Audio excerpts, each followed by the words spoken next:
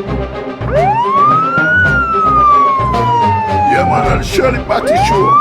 I never can show more I watch on TV. Hey, my selector, fire it up. Go on, Shirley. Easy. Shirley Batty Show. Everybody knows it's the Shirley Batty Show.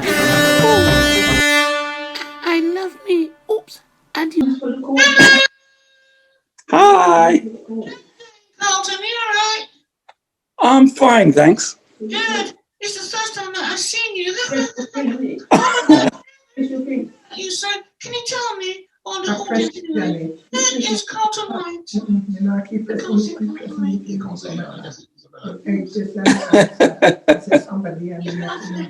not laughing at you. He's just being... I like your berry. Oh, thank you very much. So, can you tell me a bit about yourself?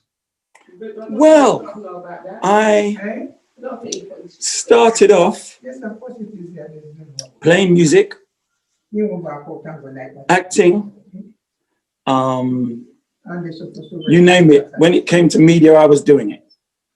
You say acting, and what sort of acting are you doing? Well, I've done a few movies. Really? Yeah. One of which is a lot of people would know, Scum. Oh yeah, I like it. Oh yeah, really nice. It was Ray Winston. Scary. Ray Winston, Breaking Glass,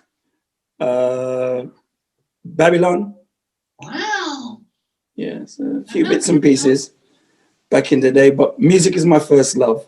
So I, journeyed into that. I went to drama school with Victor O'Mara Evans, Chris Tommins. No problem, no problem. All That's all right. Sing the songs as well. That's right. Yep. Pauline Quirk, Linda Dobson, Gillian Telforth. We were all at drama school together. Wow. What's his name? Todd Carty. Okay. Who was in EastEnders, Judith Jacobs, Vivian McCone. There's so many of them. Wow. So my circle of friends are of that accord, Janet Kay and Carol Thompson, and most of the soul and reggae bands are linked to me at some stage. I mean, how did you actually start into this sort of world? Well, my father had actually one of the first black men to actually have a proper big nightclub in England, really. What was it called? It was called, when he bought it, he got it from the Barry brothers, who were linked with the Craze. Oh my goodness. And it was called the Regency when he got it from them.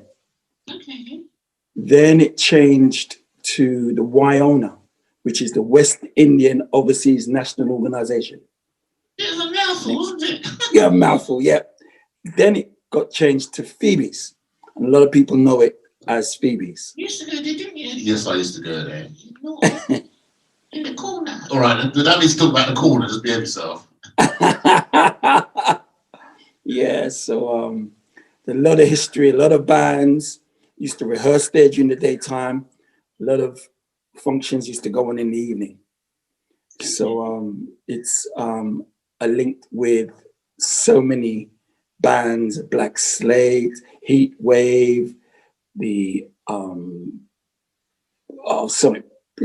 Light of the World won their first competition there, first talent competition.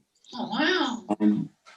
It was Sound Systems and Fat Man and Shaka, Roxy Soul Sound, Emperor, Intrepid. Oh, there's so many. So what is your link to all of this? What's your link? I mean, how did my link to them was, I was around at the time, my father's club, and I started, because I was in there was a band called, I remember, back in the day, Limmy and the Family Cooking.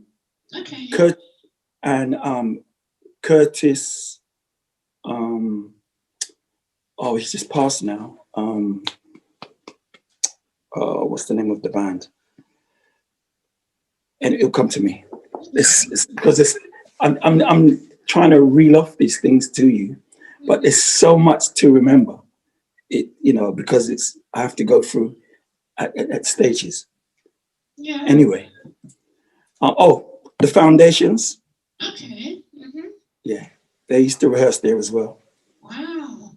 And I took it upon myself really just to watch them. There was a girl band called the Ramels. They had a band there, and I just got drawn in really on that side. And I, you know, drawn in. I mean, you know, your dad owned the club. What did you do with all these? Oh, hold on one second. Yeah, I used to go and watch them rehearse. Okay.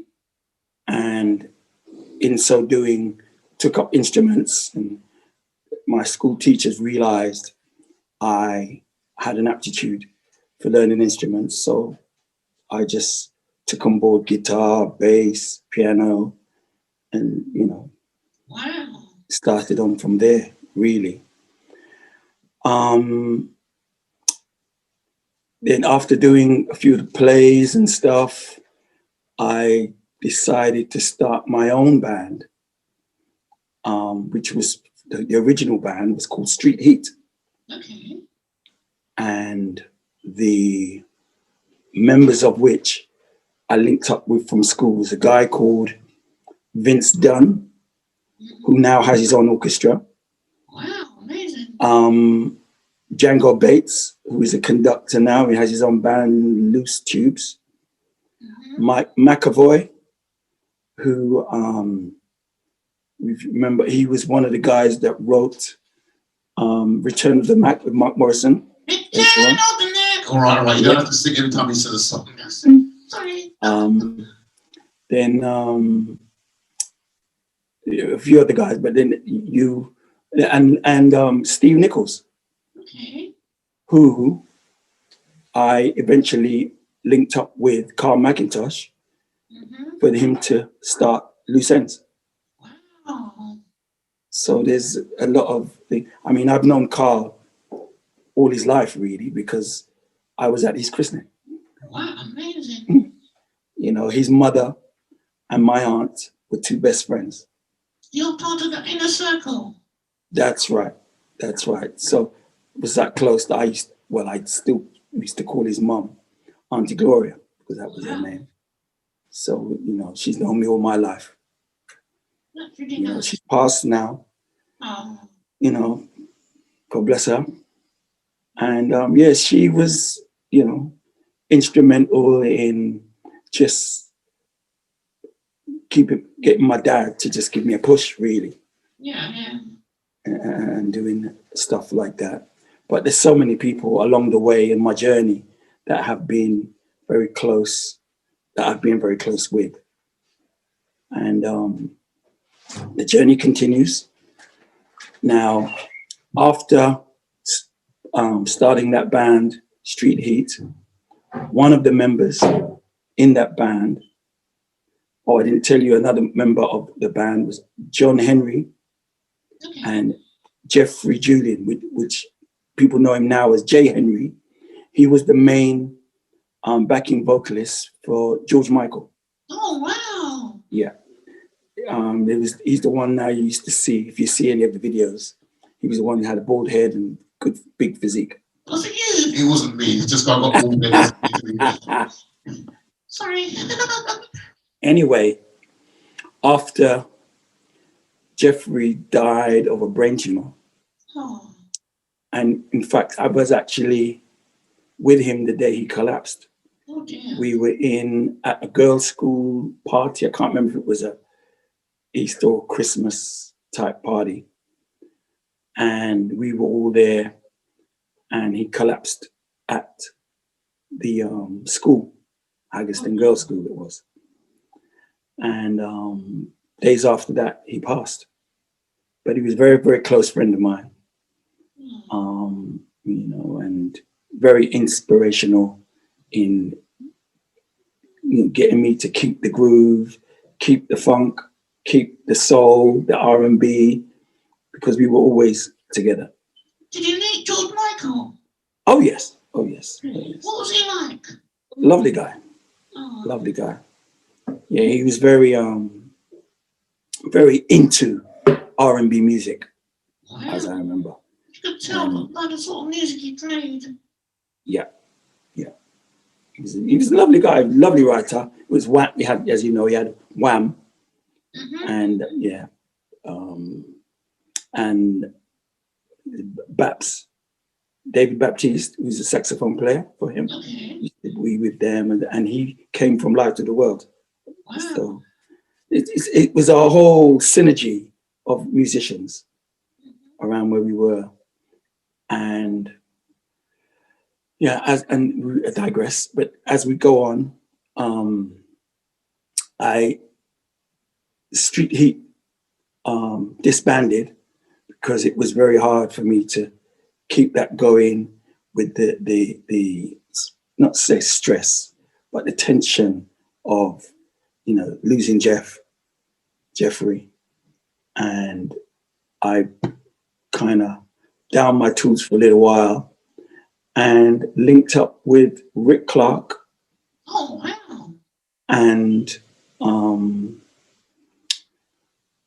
Everton McCallum, and who was the drummer for Live to the World at that time. And we put a band together called Potion. Okay. Then we got signed to DJM Records, which Dick James. And if anybody knows Dick James music, he was the guy that did the vocals for William Tell, the series William Tell. Wow. And it was the record label that here we go now. Rocket Man, who sings Rocket Man? Oh, Rocket Man. Yeah, David Darling. No, Elton John, was it? Elton John. Elton John and Edward Woodward was signed to DJM as a speech person. Anyway, we got signed to that and put out a few singles with them, which didn't do too bad considering they were R&B records, and they didn't know how to market the R&B at that time. So we had it okay, but hard, And at that time, that was when a load of bands were coming through, doing like what you would call Brit Funk. Okay. At the time. Central Line, High Tension,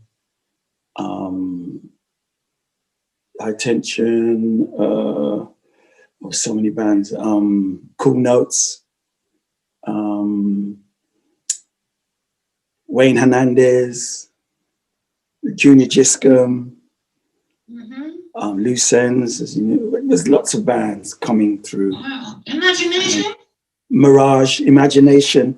In fact, Lee John, Errol Kennedy's sister, was signed to DJM Records. Was that Grace Kennedy? Grace Kennedy. That's right. Oh, yes. And Ashley Ingram. Okay. Wow. We were all recording at the same recording studio, Red Bus Studios. Wow. So we were all intermingled at that time. And did Potion and carried on doing a lot of other sessions. After that, I left and then went to America.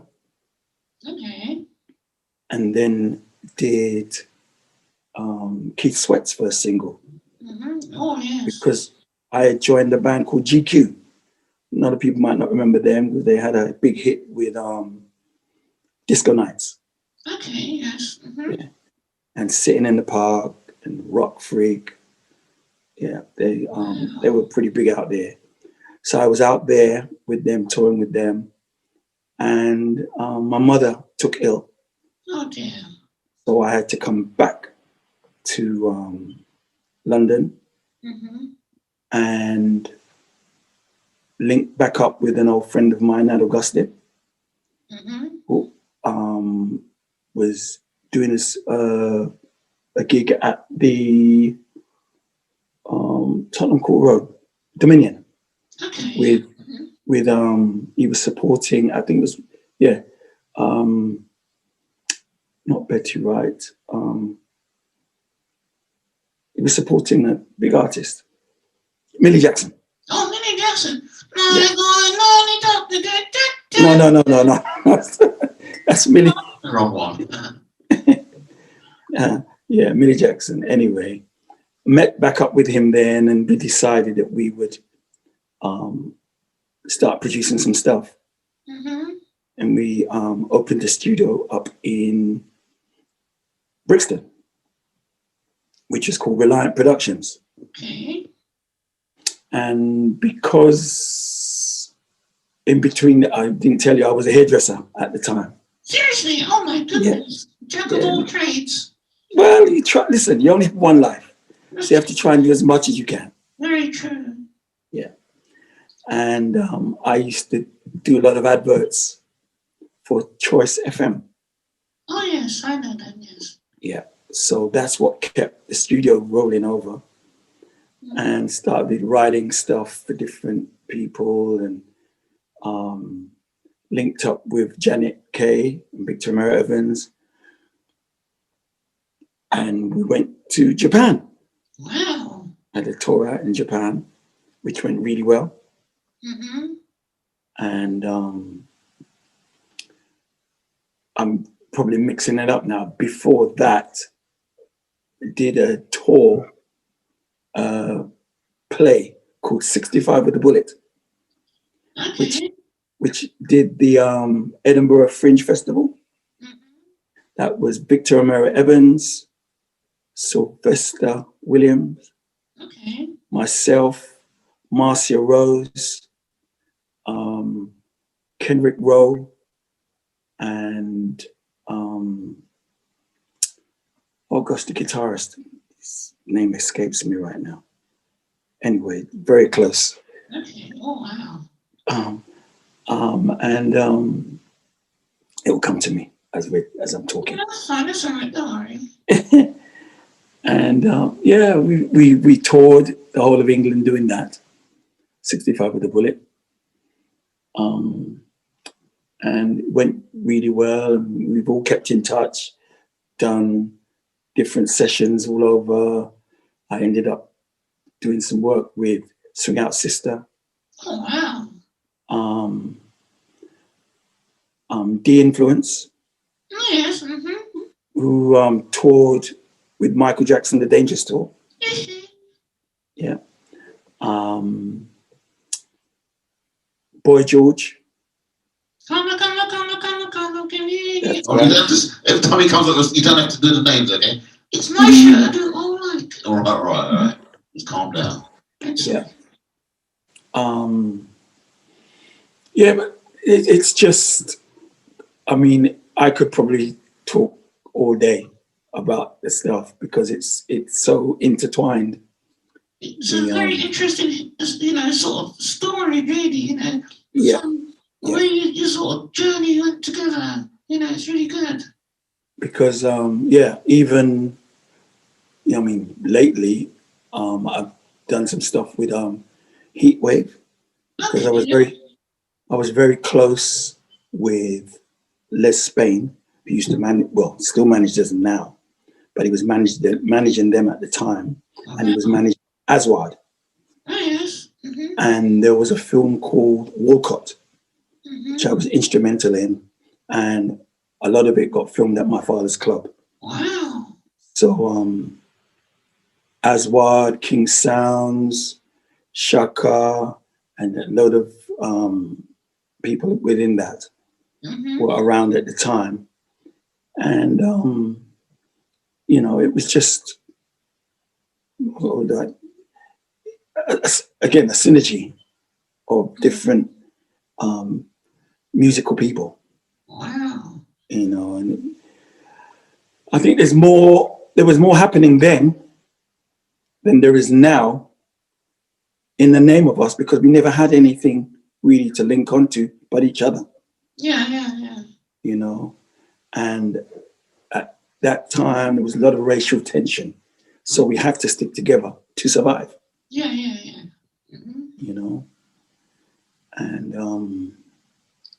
is there anything else you want to ask me at the time as I'm kind of? I mean, it's such a nice sort of like story to sort of like listen to, to sort of understand the journey that you made to get to where you are, because not everyone can do what you've done, and it's quite amazing. Well, it's a little bit of talent and a lot of luck and a lot of love within the community. And that's what we need, really. That's what we all need. Yeah. I mean, if you all work together, we can do much better. So much. Carlton, honestly, from what you said so far, I mean, it's just so wonderful. And that, I'm really pleased that you come on my show so that we can tell the world about Thank you. certain things that we've learned today. Thank you. I mean, even what I'm saying may be a little mixed up because there's so much. So much. Mm-hmm. I mean, I used to follow a band called Mirage. Okay, yes. Mm-hmm. They had a hit out called Summer Groove back in the day. Mm-hmm. And Morris Michael, the guitarist, and his brother Bernie, who people know as Dixie Peach, he compared some of the Top of the Pop shows. Wow. Yeah. And, I lost touch with Michael Morris, and re-linked with him a few months ago. And, we met in the street, and we were just crying in each other's arms because I didn't realize he stopped playing for a little while because he got an injury on his hand. Okay. And he's getting back into it. But there was, so much love. Camille Hines from Central Line, Henri Defoe from Central Line, Sketch and David Grant from Lynx. Mm-hmm. We were all together. Wow. I wish we had mobile phones and videos at the time like we do now. Yeah, because you can capture so much more. Because there would have been so much footage that would have been like gold dust.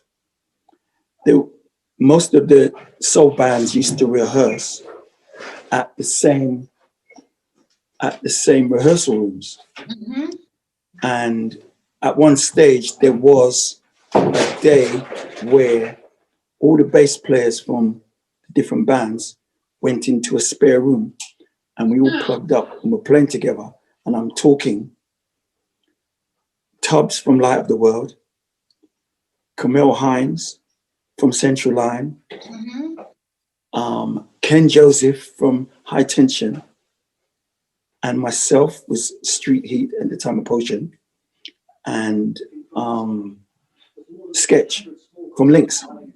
We all went into a room and we were playing on in between each other. And I wish that was filmed because it was an awesome day. We went in there to spend 10 minutes, and I think we were in there for about 3.5 hours because we were just having so much fun.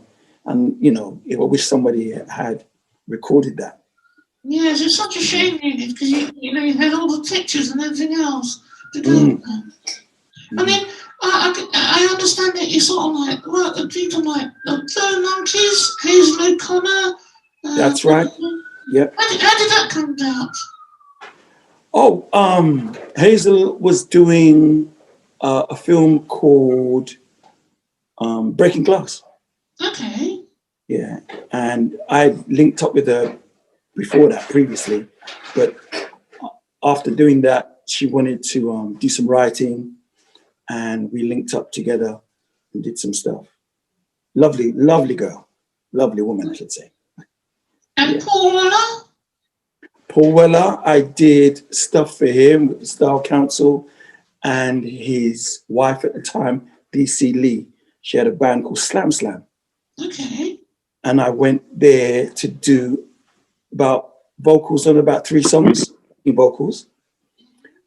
And there was a bass in the room. I picked it up and was explaining to a business partner at the time, Nat Augustine, showing him what I would do to some of the songs because we were sitting down waiting for them to set up the track. Mm-hmm. Paul Weller heard it and he says, turned around and said, "Oh, I'll have a bit of that, Carlton." And told the engineer to hook me up. I ended up playing bass on 5 tracks. Wow. As well as doing extra vocals on another 4 songs. Wow, So that's really good. that was really good. And we kept in touch, Paul Weller and his father. And they had a recording studio in Marble Arch called Solid Bond, I think it was called. Okay. Yeah. And do you know someone called Delbert Wilkins? Delbert Wilkins, yes. What is he?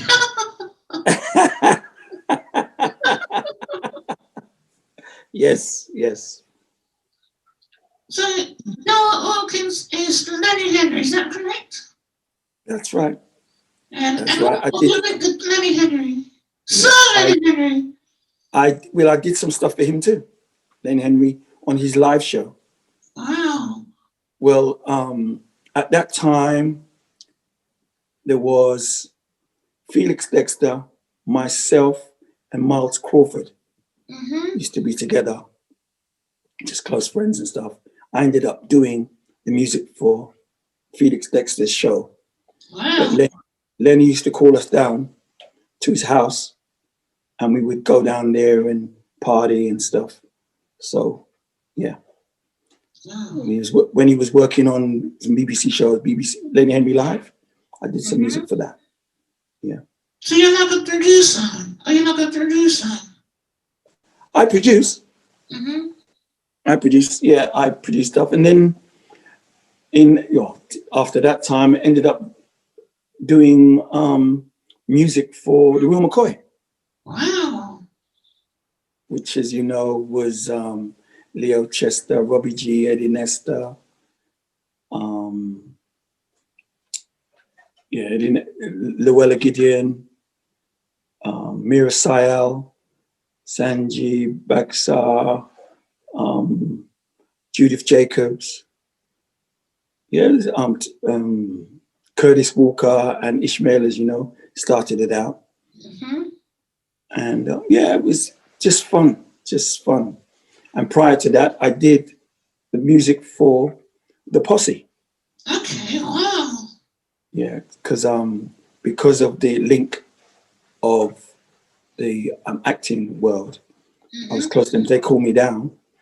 And when I saw them rehearsing, up to this day, I would say we'd have to wait another 10 years to have a culmination of guys as talented as they were together. Wow. They should not have party. I mean, they are awesome. I don't care. If there's a way I could get them back together, I would.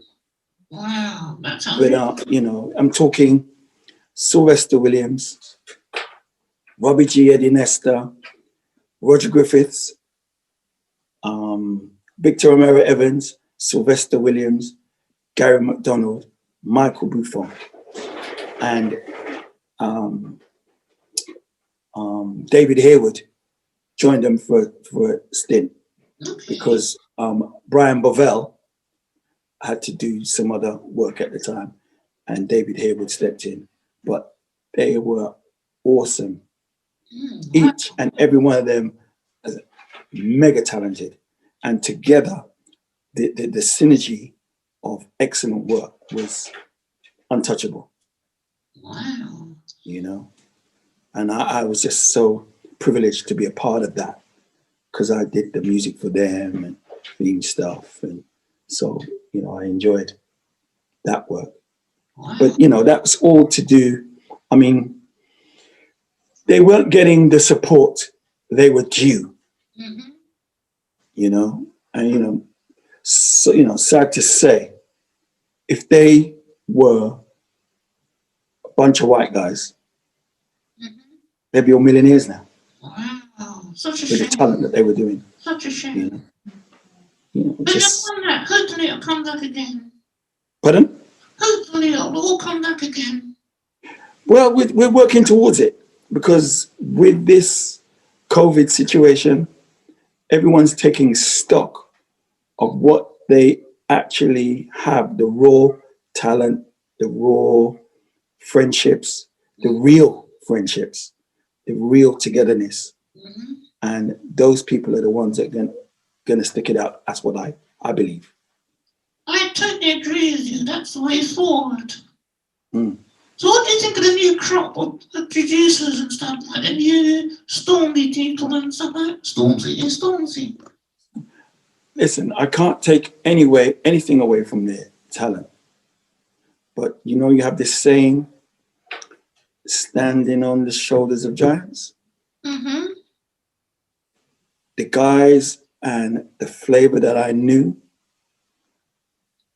for me, was more exciting. Okay, yeah. Mm-hmm. And it was a build of things that was just so forceful that, you know, you found there were doors shutting everywhere. I mean, there's still doors shutting everywhere now. But the culmination of the force of the people then was just, I mean, I just can't even put my finger on it. It was just so magnificent. You know, there was a girl band acting troupe together called the BB Crew. Janet Kay, Joanne Melville, Joe. Oh, there was so many of these wonderful women. Janet Kay. It was just awesome. And, you know, they just should have got the funding to do the stuff out that they're supposed to be. And, you know, it's things like that that really, really upset me. Oh yeah, no, I understand. You know. And they got so lots of advantages as well. They got like technology on their side. So all this media stuff, online stuff, and etc. It helps them a lot more now than it was back in the day. Yes. Yeah. I mean, so much stuff. And this, I mean, people keep saying there's so much talent out there, but I don't even think that people realize the amount of talent that is taken for granted. It is taken for granted. I mean, you look at any mainstream white singer, and to show that they can sing, they have black backing vocals. That just shows you. Yeah, no, true. You know, if you look at, you know, the way in which A&R people, record companies, television, I mean, we have more directors, producers, actors than we've ever had. And we're just starting to see some form of black program on TV. And it's such a nice thing to see as well.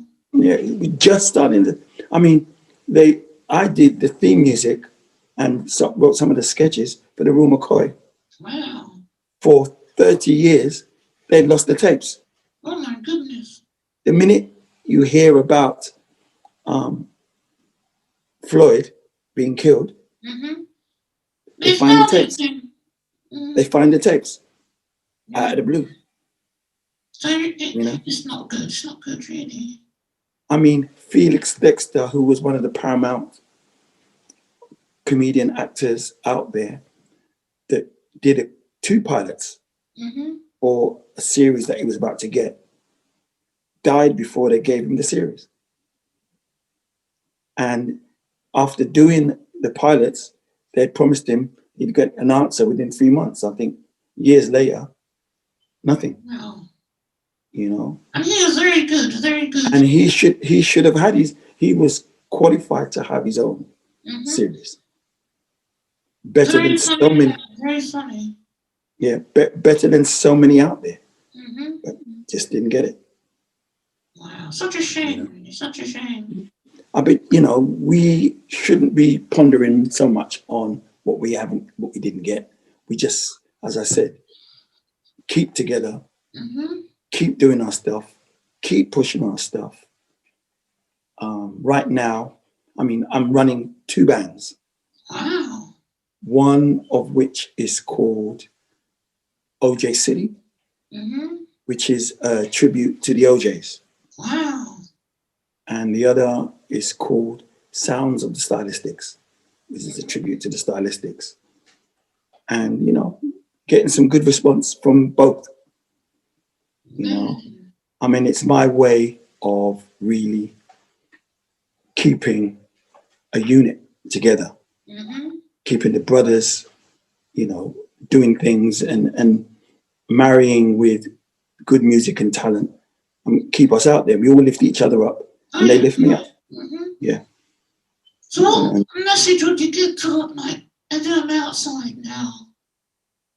Sorry? What message would you give to everyone outside? A new song coming out called Show Your Love. Oh, That's the message. You've got to show your love for your fellow man. That is the key.